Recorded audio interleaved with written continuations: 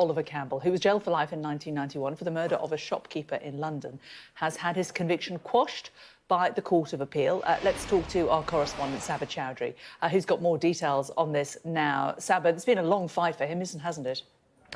Absolutely. We're talking decades. Now, this is a murder case, a judgment that goes all the way back to 1990, and now, moments ago, was overturned by the Court of Appeal. It concerns a man who we can see on screen there called Oliver Campbell, a 53-year-old with learning difficulties who was convicted as a teenager for the murder of Baldev Hundor in 1991.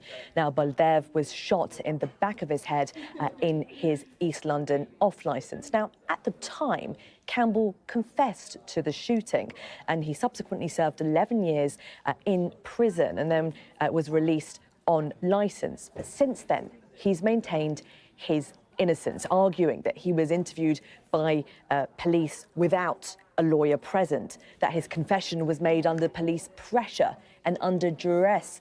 He has previously told Sky News that his lawyers, they've claimed that jurors were misled at the time of trial, that they didn't know the full extent of Campbell's mental health issues, and they claim that they did not hear evidence that another man had been named as the gunman. His lawyers have also said that the gunman was right-handed, whereas Campbell is left-handed. So a variety of different things at play there.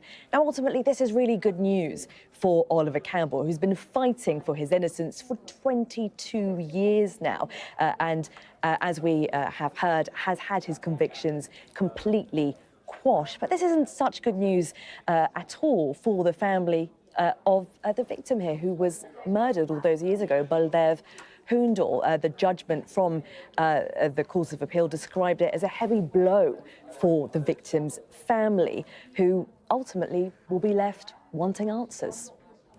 Saba, they will indeed. Thank you very much.